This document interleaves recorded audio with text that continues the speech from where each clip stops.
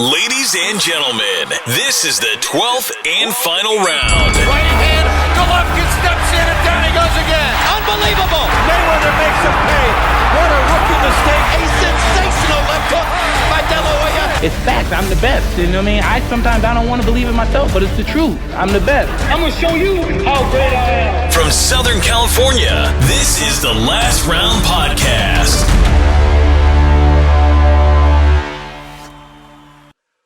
Welcome to episode 112 of the Last Round Podcast.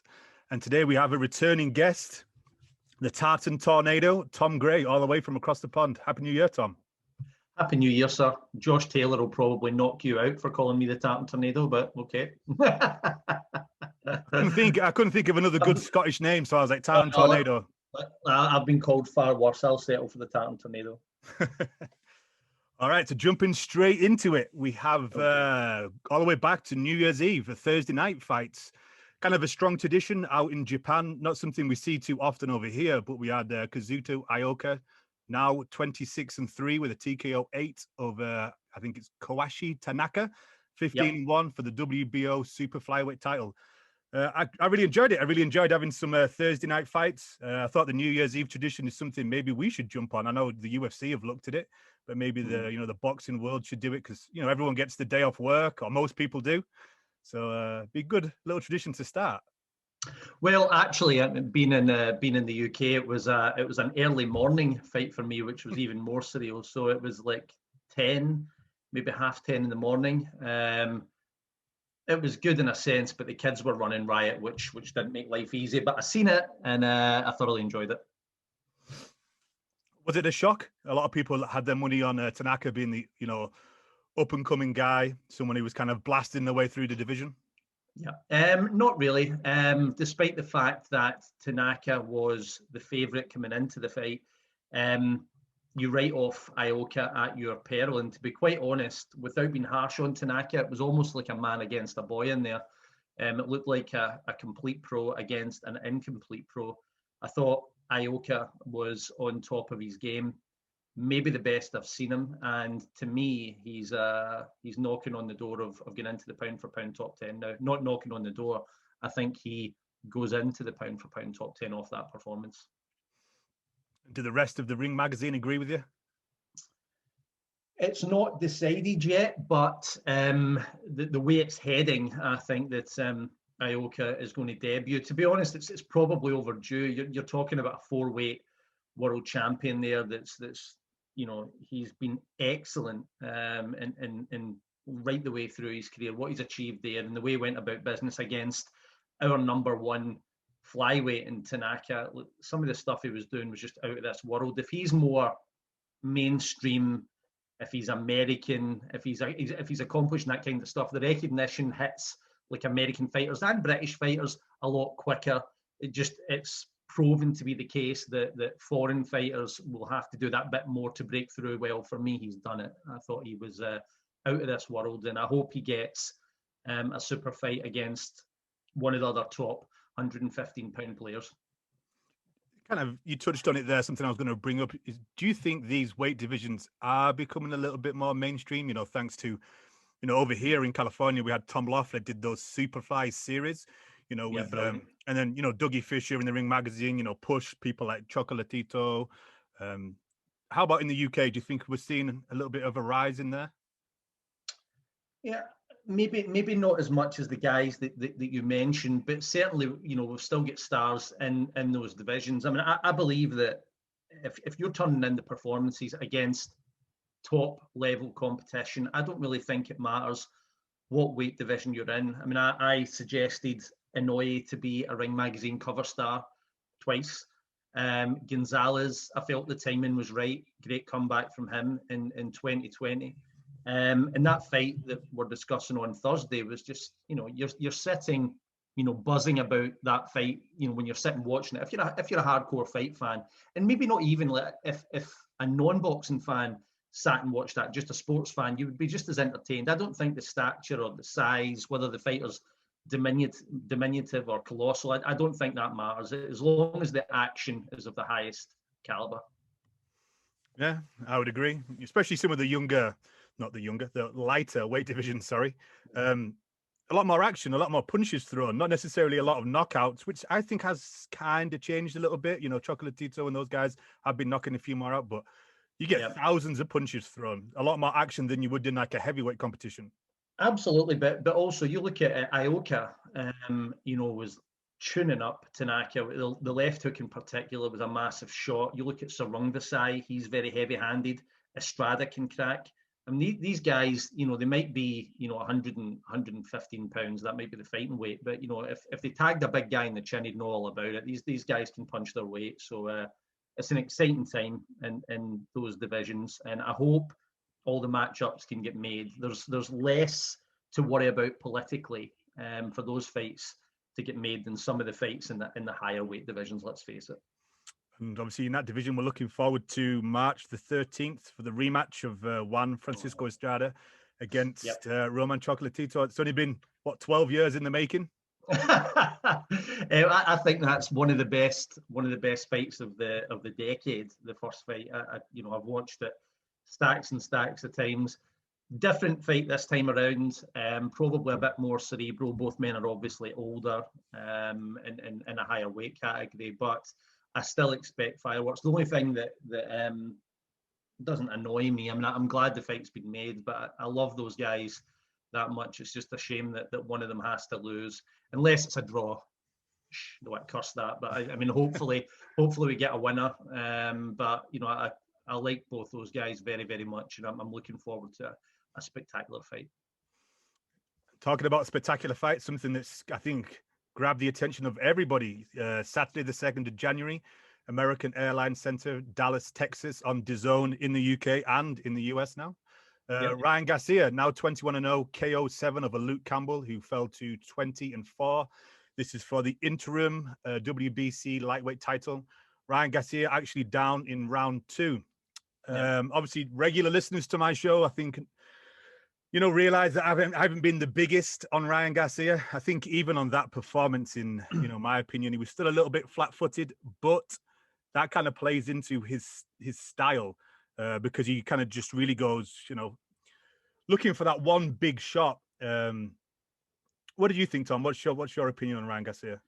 Well, I said coming into the fight, I was picking Garcia to win more on a hunch than anything else, because it was difficult to assess for all the reasons you just stated how good he was. The competition, he was going up several levels. He was highly ranked by Ring Magazine, but that was based on method of victory, excuse me, rather than who he was actually winning against.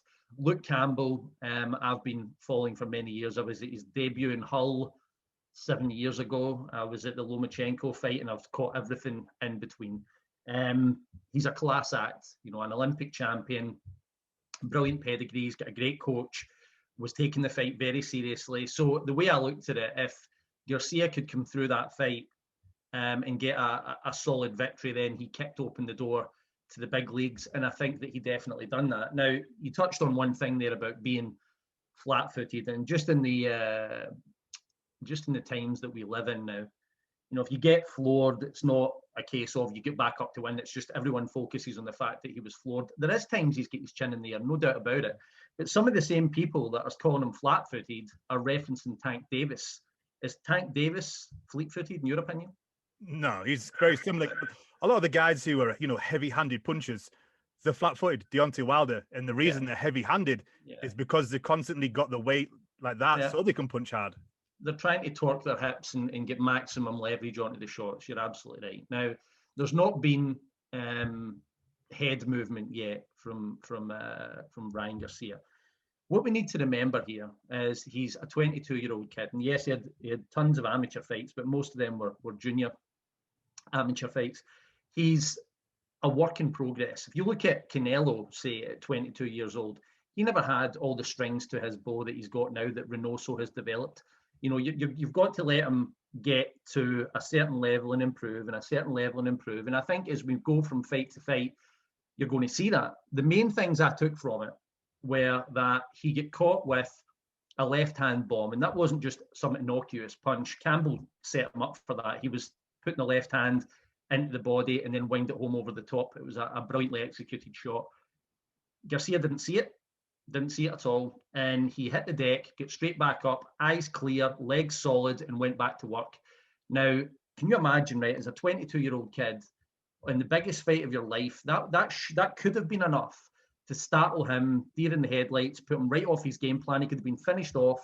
And that wasn't what we've seen. It was the exact opposite. He was back in charge relatively quickly, and the finish was amazing. He took a guy out that's never been stopped, that's only been, I know he's got a loss to Mendy, early Luke Campbell, but I think Campbell was still developing at that point. The true losses were to Linares, which was razor close, and Lomachenko, who was on fire at the time and just did a number on Campbell. But he's a class act, and I thought Garcia was excellent last night. Absolutely no complaints about how he performed whatsoever. Yeah, I have to eat some humble pie, for the people who listen to the show. As soon as Campbell dropped him, I thought, that's it, it's over, because, all the stories you hear from sparring, and, I understand sparring is sparring and you shouldn't really take that into a proper fight, but essentially what else do you have to judge it on? And, all the gym stories are, as soon as Ryan, got caught or started to lose in a sparring competition, that he would kind of find a reason to quit, like, I've got an injury, and get out the ring. And as soon as I saw that, obviously Campbell dropped him, that's it. I was like, he's going to fall apart. Like, mentally, he's just going to fall apart.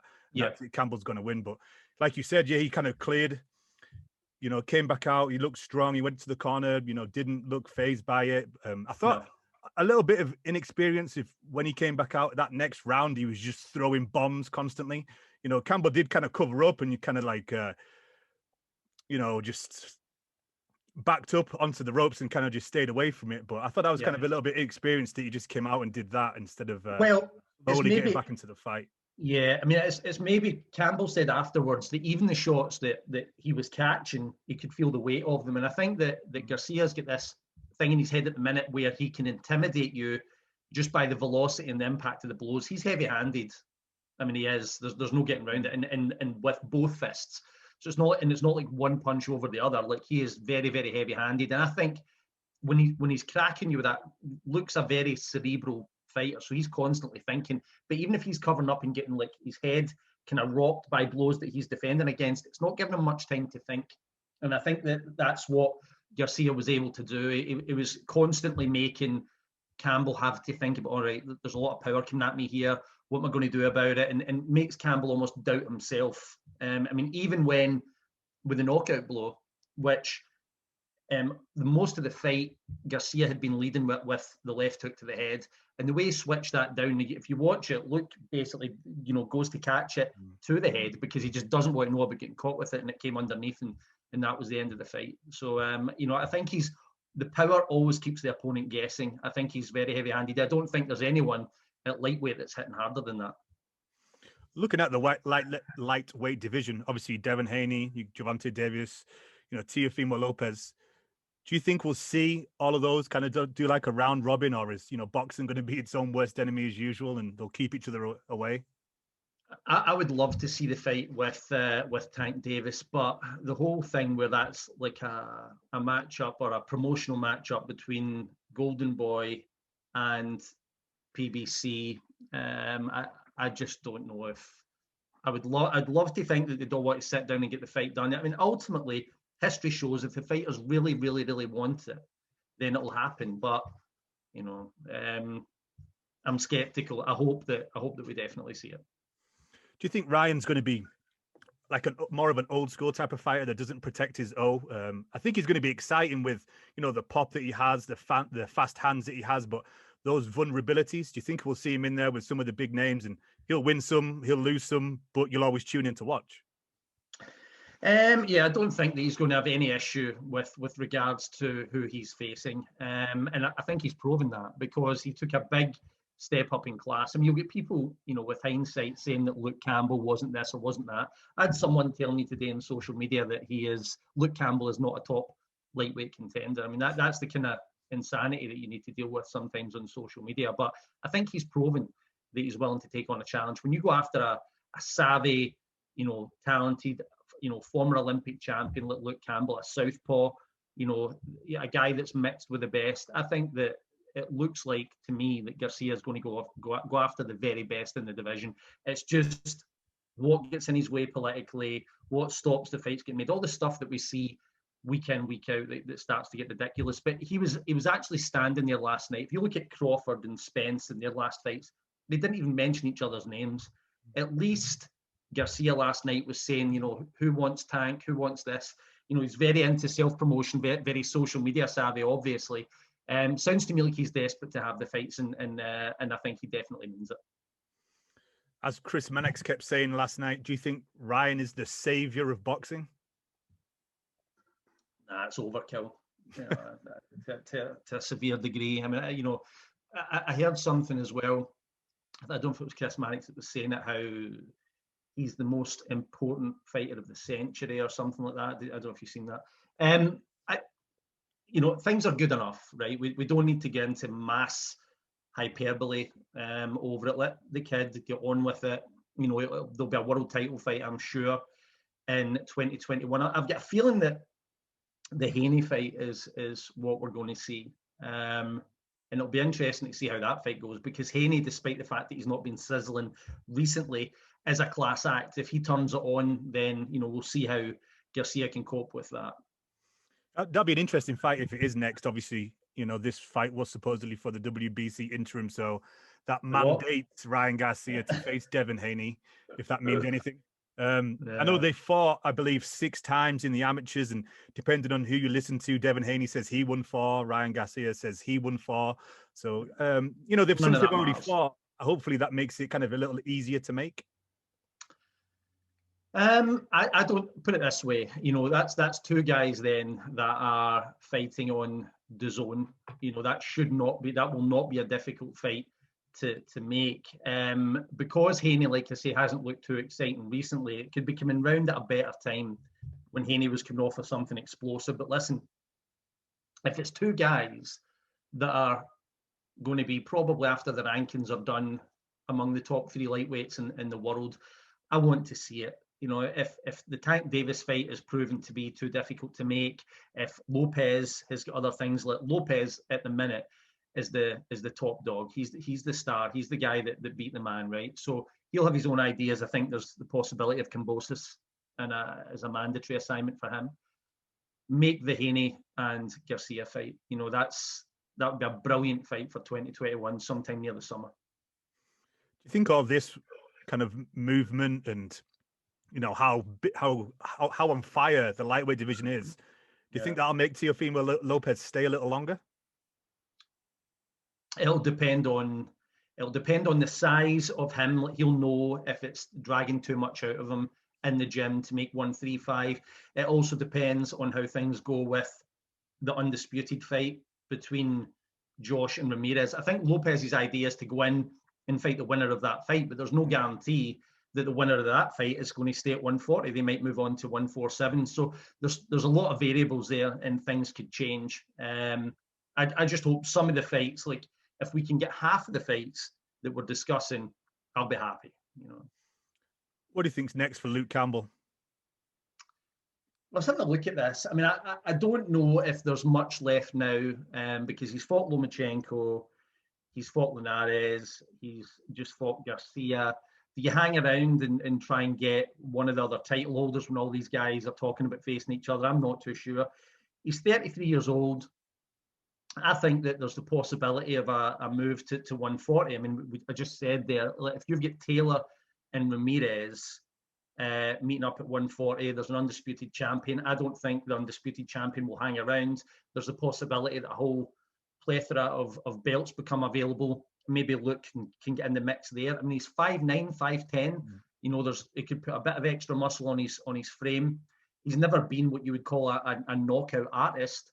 So, he's going to rely on the same stuff, which is going to be, great craft and speed and southpaw stance and reflexes. So, maybe a move to 140 just for something different, see what he can get out of himself. I don't think he'll retire. I think he's got a couple of big fights left in him.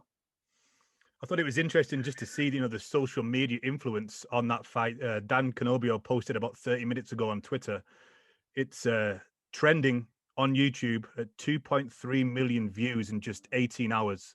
The highlights of Ryan Garcia and Luke Campbell. Yeah, it's it's insane, and that side of it is good to see. Like a lot of people are saying, like I don't know, if I get their names wrong, apologies, but your Logan Pauls and whoever, right? These guys are like good for boxing. It's it's keeping casual fans interested. No, this is good for boxing when you've got an actual boxing star that can draw, various different demographics. That I applaud. I wish it was the case for more fighters, and I'm loving it. And if that's the numbers that he's generating, then we can't be. I couldn't be happier. I think that's awesome. Moving on to the co-main of that card, Roger Gutierrez, 25-3-1. He got the unanimous decision over Rene Alvarado, who dropped to 32-9. This was for the WBA super featherweight. Alvarado was actually down twice in round 3 and once in round 12. A bit of a shock. It was. I mean, let's face it, without the knockdowns, Alvarado deserves the win. But, it's silly saying that. It's like saying a football match without the goals. The bottom line is, he got dropped 3 times. That puts you in a funk in a 12-round fight when it comes to the scoring. And well done to him. Well done to Gutierrez. Big upset coming into 2021. Yeah, I mean, we picked it as, kind of want to be one of the fights of the night. Rene Alvarado with his high output. Gutierrez looks huge. He looked like at least a weight division above Alvarado, the way that he boils down. Just funny that, Roger Gutierrez had a few losses to some up-and-coming guys and like Hector Tanahara, and he's now a world champion.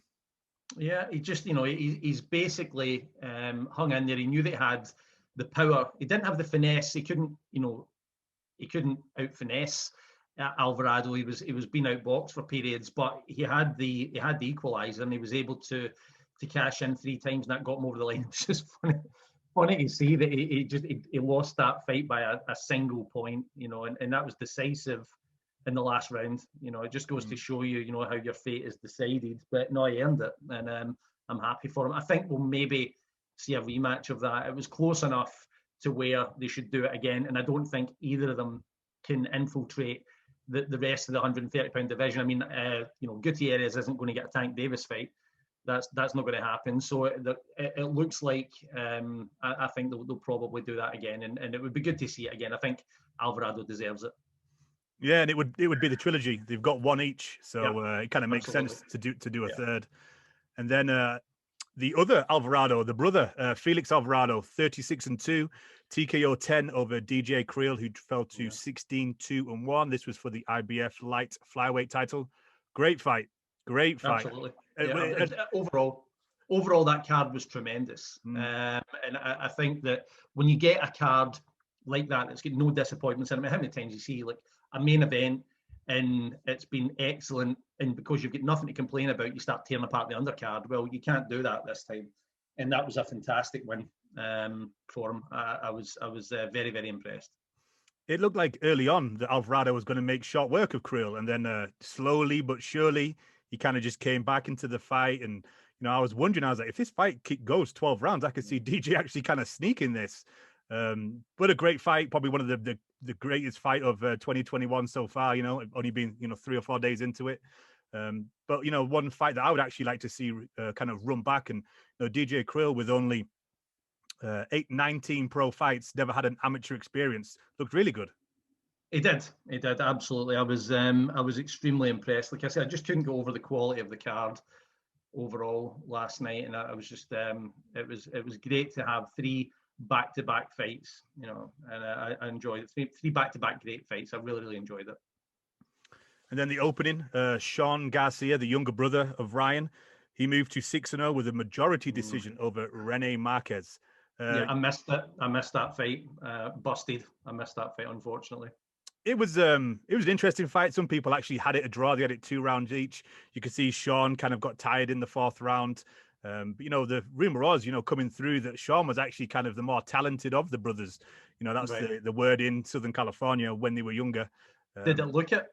No, didn't look it at all. He kind of just went in there, and I think he was, just headhunting, looking to, try and get him out of there because it was early in his career. Obviously, everybody just goes for the knockout. And I think he was trying a little bit too much, and Rene Marquez was kind of experienced and just kind of old-manned him a bit. And I think Sean kind of punched himself silly. but he's also fighting at, I think it was at 135 pounds, where Sean should really be fighting at 126. So I think get himself back in the gym. Early days for him. So hopefully, he'll learn from it and move on. Do you think he deserved the decision? I thought it was very close. I mean, personally, I had it 2-2, but then obviously, with him being the A side, that probably makes it 3-1. I'll need to have a look at it. I'll watch it back. It wasn't too bad. You could see at times that he's learning. Very similar style where he kind of just puts the gloves up very high, trying to make Marquez come into him so he could counter. Very similar to Ryan. Right. No, I'll have a look back. I'm intrigued to see him. I just I caught it from the second the undercard fight with Alvarado's brother. I caught, but I missed that one. Okay, so moving on to our very first ever, the last round 2020 boxing quiz. Yeah, I'm dreading this, to be honest, but you can fire away. This better not be rigged up so I get every question wrong. No, it's definitely not. Definitely not. So 10 questions. Do you have a pen and paper handy? I do not. Hold on a second, but I'll. So what have I to do? Write all the questions down? You can either write them down, because I want to do all 10, and then we'll go back through them. So obviously the listeners can kind of play along at the same time. Okay, hit it. Right, question 1. There's going to be 3 options. Who had the most fights in 2020? Terry Harper, Clay Collard, or Edgar Berlanga? What kind of questions that? How am I going to know that? So what was the name? Was Terry Harper, Clay Collard, or Edgar Berlanga? Who had the most fights in 2020? Okay. If I answer that straight away, I'll just write that down. Just write it down, tell me, and then we'll move on. Okay. Hit it. Okay, the second question. Which female boxer left boxing during the 2020 to return back to nursing when the coronavirus hit? Oh, no. All right, okay. Yep. Question 3. Which one of these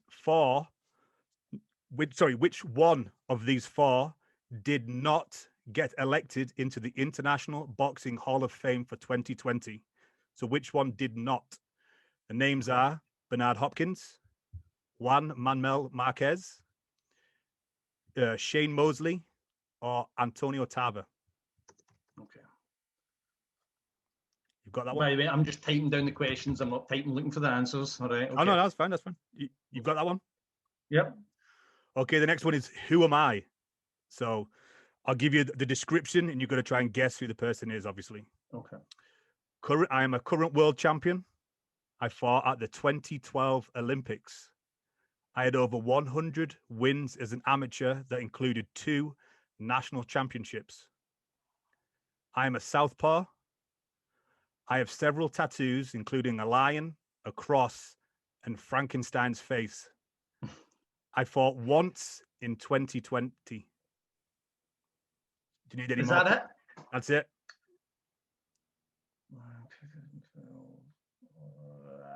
I'll give you one more clue because that's kind of hard. He fights at super featherweight. Fights at super featherweight. Right. I think I've got an answer, but the tattoos bit has thrown me. I can't think if this guy has got. No, I've totally and utterly blew that one. Right. Fire away.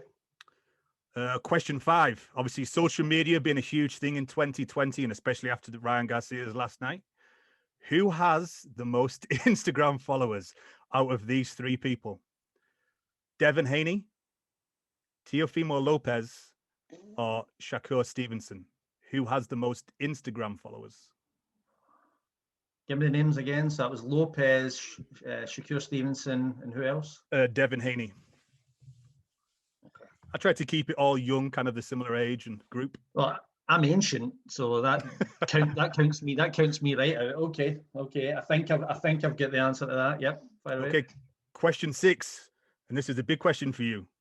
10 years ago, so 2010, who won the Ring Magazine Fighter of the Year? The 4 options are Andre Ward, Vladimir Klitschko, Manny Pacquiao, Sergio Martinez. The 2010, who won the Ring Magazine Fighter of the Year? Go over the names again. Andre Ward, No. Vladimir Klitschko, Manny Pacquiao, and Sergio Martinez. Maravilla. I know it wasn't, but I can. I think I'm going to be stuck there. No pressure on that one for you, Tom. No pressure at all. You know. Let me. Okay, right. I think I've got it. No, I've got an answer. I'm not confident it's correct. Okay. This one's a little bit longer, so you may need to do a bit of typing for this one. Okay. So question 7, USA pay-per-views for 2020. I'm going to give you 5, and I want you to put them in order of highest to lowest. Highest. Right? My God. Okay. Yeah. So Wilder v. Fury 2. Mm-hmm. Charlo v. Derevyanchenko. Mm-hmm. Gervonta Davis against Leo Santa Cruz. So, do you want this from highest to lowest? Yeah, highest to lowest. Okay, 2 seconds. That was Gervonta. Okay, yep. Mike Tyson, Roy Jones Jr. Oh God. Yep. Errol Spence against Danny Garcia.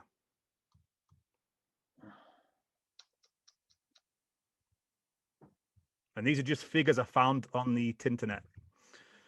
So when people start messaging me saying, "Hey, this one should be higher than that one," this is just figures I found on the internet. So I'm getting that. Listen, I'm getting that wrong, but I'll give it a bash. It's only fun. It's all fun.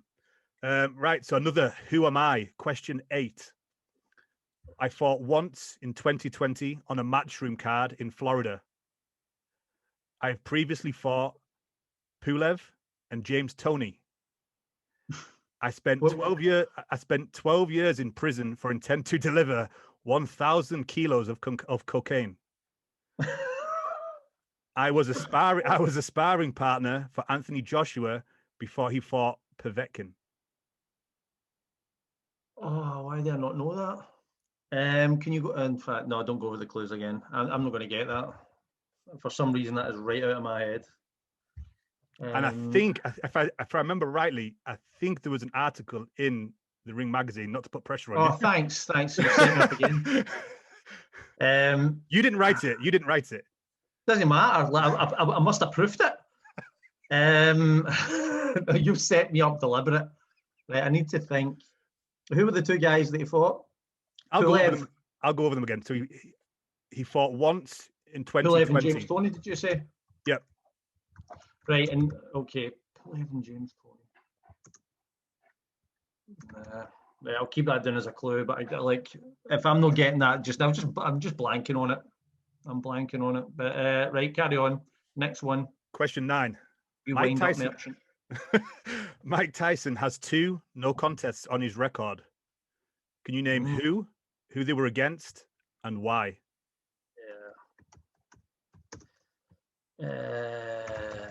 Okay. Question 10, the last question. Most combined punches thrown in a fight in 2020. I'll give you 3 fights. Do CompuBox, man. Yeah, CompuBox, a CompuBox question. So the 3 fights. Juan Francisco Estrada against Carlos Cuadras. Alfredo Angulo against Vlad Hernandez. And the last choice is Roman Chocolatito against Israel Gonzalez. Just the one fight that you think had the most combined punches. Okay. Right, that's been a disaster.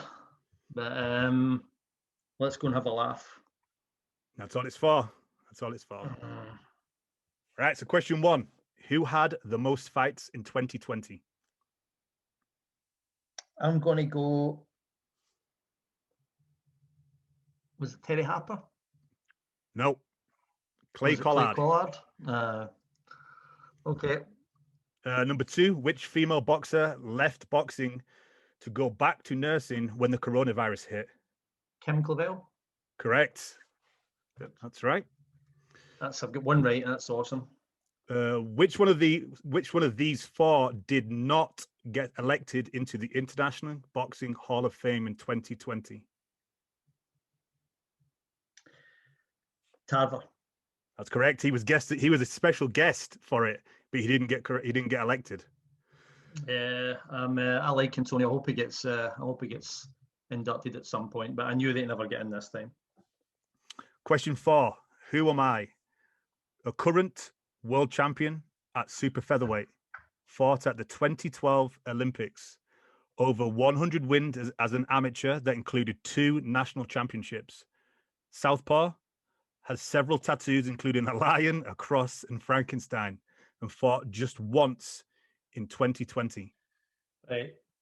Super featherweight, so that's 130 pounds. Shakur? Jojo Diaz. All right. You shouldn't give me the answer there. This is a pressure-packed situation. Am I even in the right weight? Am I even in the right weight division?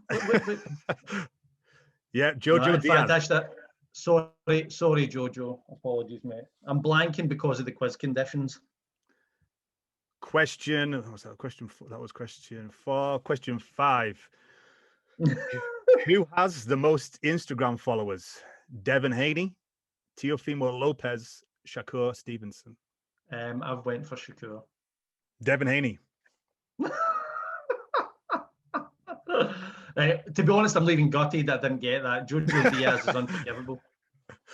Okay. Devin Haney. Question 6. This is the big one. 10 years ago, to 2010, who won the Ring Magazine Fighter of the Year? Andre Ward. I know it wasn't Manny Pacquiao, and through a process of elimination, I went for Maravilla. Correct. There we go. Saved yourself. Kind of the big question. USA pay-per-views for 2020. Put them in the order highest to lowest. Right, I've went Mike Tyson, Roy Jones, Gervonta Santa Cruz, Wilder Fury 2, Spence Garcia, and Charlo Derevyanchenko. According to what I found on the internet, it should be Mike Tyson, Roy Jones, Wilder Fury 2. Sorry, lads. Spence against Garcia, then Gervonta Davis, Leo Santa Cruz, and lastly, I thought I did really well. And lastly, Charlo against Derevyanchenko. Number 8. Fair enough. No, I'm miles away. I thought that Gervonta and Santa Cruz did better than that, but they're a bit, like I say, I don't really follow pay-per-view numbers and blah blah blah. Number 8. Who am I? I fought once in 2020 in a matchroom card in Florida. Previously fought Kubrat Pulev and James Toney. Spent 12 years in prison for intent to deliver 1,000 grams of cocaine. Was a sparring partner for AJ before he fought Povetkin. Nah, totally blanked on it. And I'll know it's tell me. Rydell Booker. Yeah, I proofed that story. Yeah. God damn. It's the quiz conditions, right? That's the quiz conditions. I proofed that story. Brilliant. Okay, next. I won't tell Dougie. Hopefully he misses this episode. Number 9. Mike Tyson has 2 no contests on his record. Against who and why? I went for Orlin Norris because it was a punch after the bell, and there was controversy surrounding that. Replays were inconclusive apparently, and it was Mike Tyson, so they didn't want to give him a DQ or another one. And I went for Galota because he get popped for smoking weed. Correct. Tyson did, not Galota. That's right. Yeah, both correct. Question 10, the last question. Most combined punches thrown in a fight in 2020. I'm not sure of this, but I went for the Gonzalez fight. Correct. Yeah, Roman Chocolatito Gonzalez against Israel Gonzalez. Cool. What did I get? 3 out of 10 or something? 4 out of 10, I think it was. Good grief. That's not bad. Not bad. Everyone, if you can play at home, you can. If you beat Tom, you can find him on Twitter and send him a message about No, Oh, I well, you don't. I did. get enough. I get enough abuse. The Jojo Diaz one is just is the only one that really annoyed me out of it. But, just insane. And to carry on the fun, as I told you before the show, we're going to try to predict 3 bold predictions for 2021. I'll go first. I'll give mine first. So I think in 2021 we'll see the return of either Dave Allen or Tony Bellew. Okay, I don't think you'll see. I think you've got more chance of seeing Dave Allen than you've got of seeing Tony Bellew. But yeah, it's certainly out there. I can't see it. Tony's pretty settled. Tony, I think he's in and around the sport. I know, obviously, he's on, Instagram quite a lot, getting himself back in shape. So I do wonder, he's just kind of immersed in it. I do wonder if he gets that itch just for one more. And obviously, it would be a humongous payday, I imagine. Yeah, I mean, he's. I just think that Tony's done everything that he set out to achieve. He got the cruiserweight title that he wanted. He got the, a brace of big wins over David Hay that pulled in a good few million, and he got the super fight with Usyk. I don't really see what more or what dragons are left to slay. I mean, to come back and fight for fighting's sake, he's a devout family man, and I just don't think he'll fancy it again. Could be wrong though. Nothing would surprise me. Nothing. And your first one, Tom? My first one, I think we're going to see, I don't know how out there this is, but excuse me, considering the fight that everyone wants to see is Crawford and Spence, I think it's going to end up looking further away, because I think we're going to end up seeing Crawford in against Teixeira, Patrick Teixeira, the WBO junior middleweight champion. I think that's where he's going to head in a bid to become a 4-weight world champion. I could see that. I've seen little rumors here and there, and I think maybe he even mentioned it one time on Twitter. So I could actually see that, and it would be a makeable fight if the PBC keep pushing Crawford away. So yeah. Because it's top rank, and obviously Teixeira's with Golden Boy, and they've done quite a few matchups together over the years. Yeah. So it's a makeable fight. Yeah, I think so, and I think Crawford's at a stage where he needs something to shoot for. And it's his own piece of history. I think he'll do it relatively the same way that Pernell Whitaker did. He's a lighter guy that's going up to, excuse me, cherry picks the wrong word and the right word at the same time. But I think he'll go up and then drop back down to welterweight, keep his options open. But I think that's enough to get him, in the gym and motivated to achieve something. So I can see that fight. Or maybe he leaves Top Rank and goes with PBC, which would certainly make life a lot easier. But I don't know if that'll happen. I think Teixeira is a good outside bet. We'll see. For my second bold prediction, I'm going to go with, I think Canelo loses in 2021. I think he may have 3 fights. I think he'll fight Yildirim, maybe Billy Joe.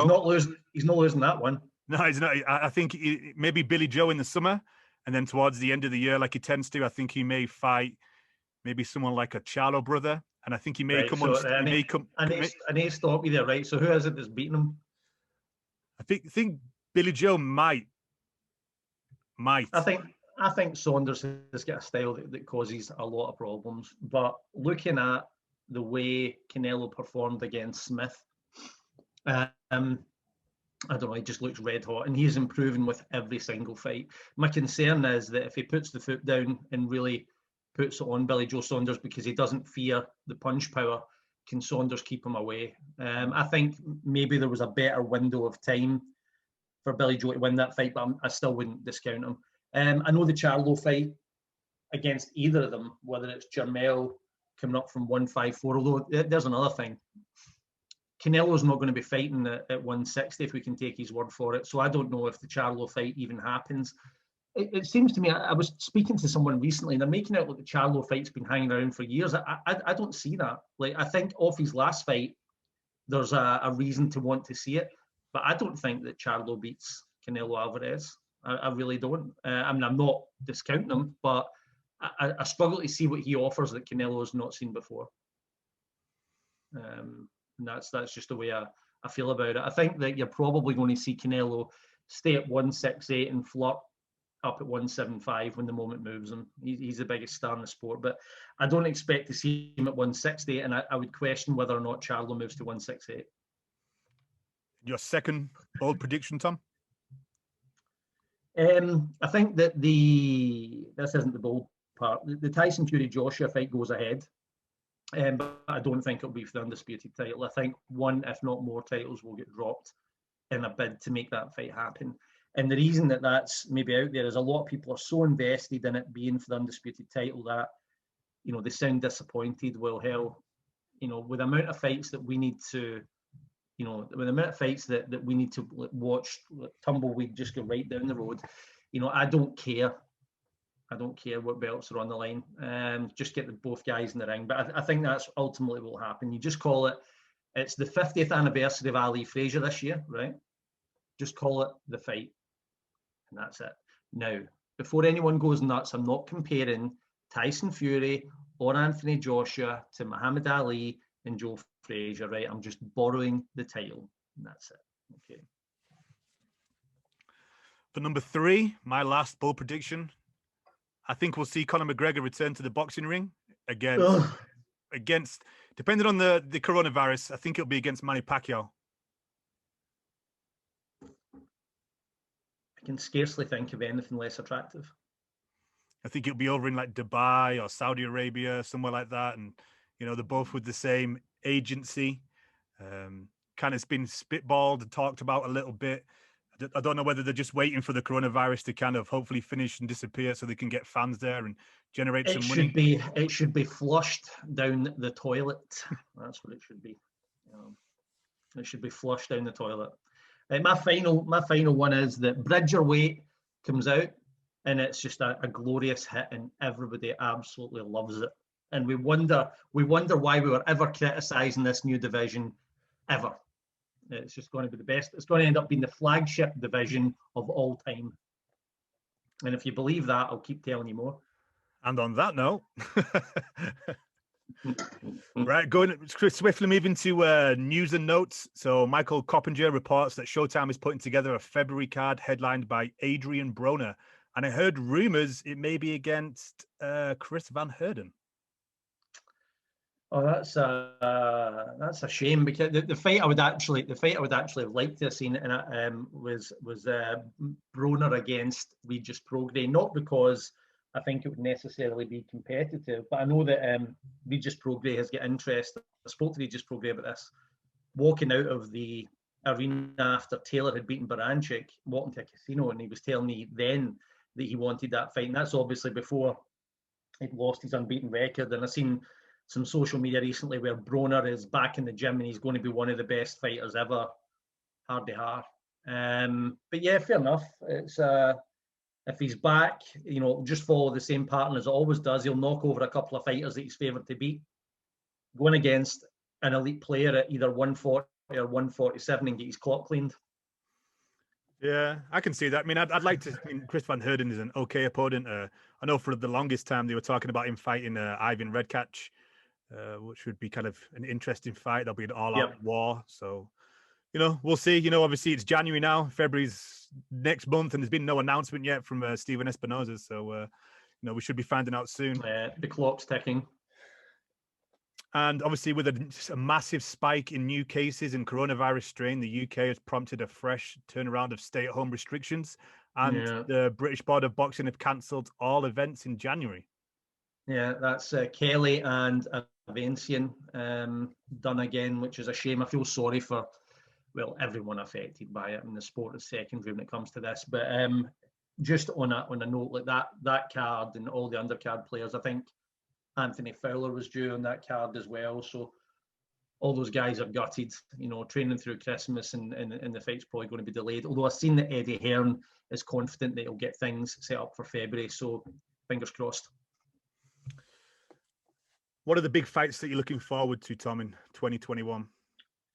Well, definitely Estrada and Gonzalez too. I'm hoping that Inoue and Jean-Real Casimero gets done. I want to see the decision that Lomachenko makes in terms of, does he stay? I mean, he's started calling out Lopez for a rematch at £135.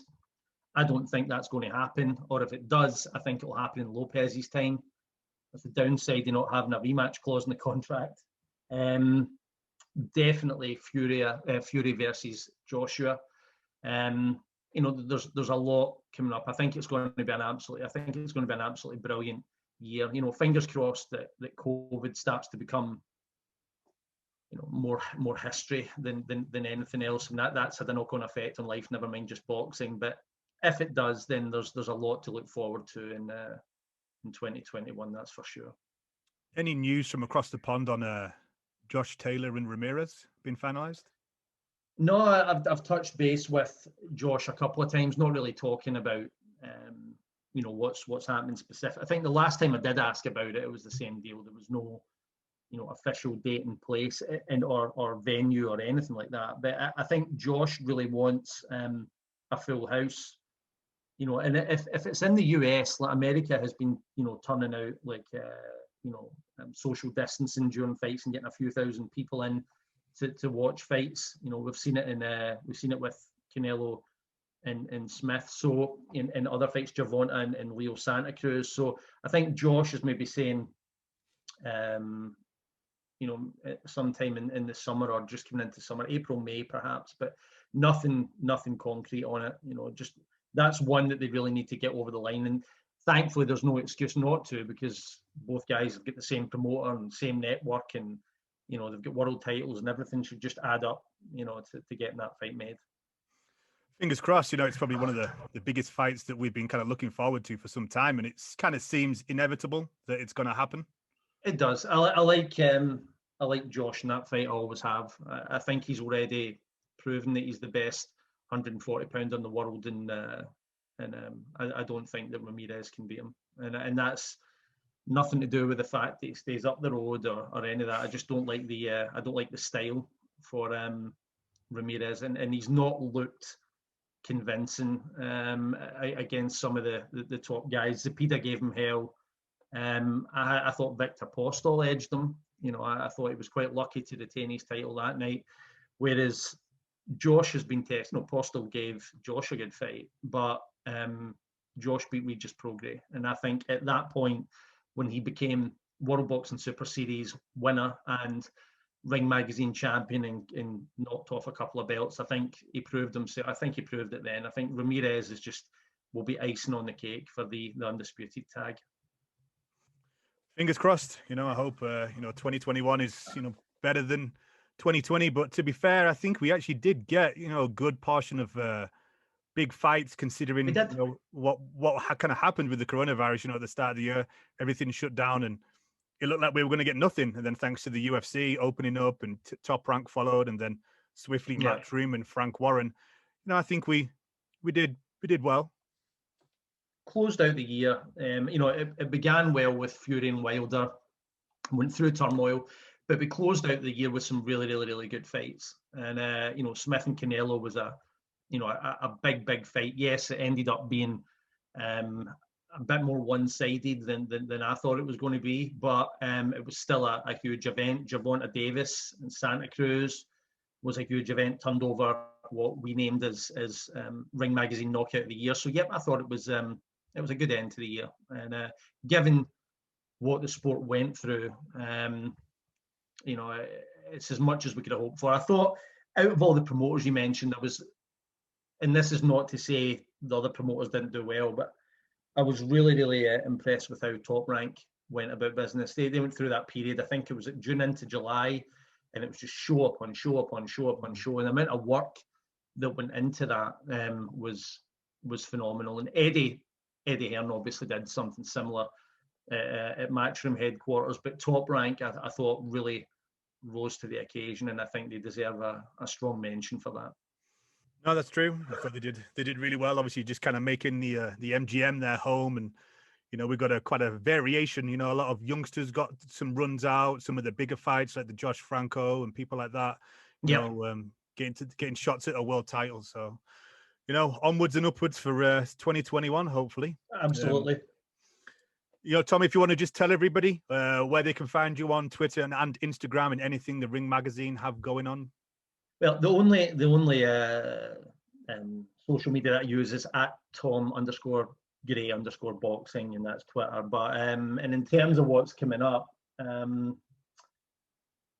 Ali Fraser Special Edition is due out, which I'm really excited about. If you're going to make a special edition out of one fight on its 50th anniversary, and I think that this is the fight that it should be.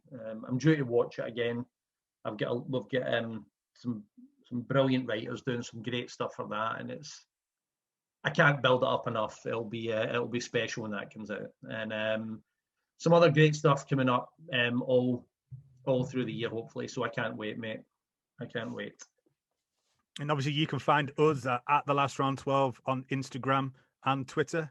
And, thanks again, Tom, for joining us, and better luck next year, hopefully on the competition. I'll get you back for that.